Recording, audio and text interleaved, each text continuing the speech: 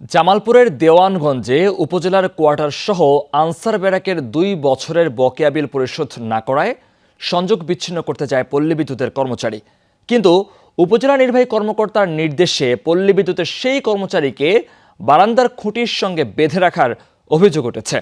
তবে বিষয়টি সত্য নয় বলে দাবি করেছেন উপজেলা নির্বাহী কর্মকর্তা। এই ঘটনার একটি ভিডিও সামাজিক যোগাযোগ মাধ্যমে ছড়িয়ে পড়ায় আলোচনার সমালোচনার সৃষ্টি হয়েছে জেলা জুড়ে। সিলন ফ্যামিলি ব্লেন্ডের কড়ালিকার আর সতেজ স্বাদের পারফেক্ট ব্লেন্ডে স্বপ্নেরা মিলুক টানা। ২ বছরের বকেয়া বিলের জন্য সংযোগ কাটতে গেলে বৃহস্পতিবার বিকেলে জামালপুরের দেওয়ানগঞ্জ উপজেলায় আনসার ব্যারাকের একটি খুঁটির সাথে এভাবেই বেঁধে রাখা হয় পল্লী বিদ্যুতের লাইন টেকনিশিয়ান মোহাম্মদ ইকবাল হোসেনকে।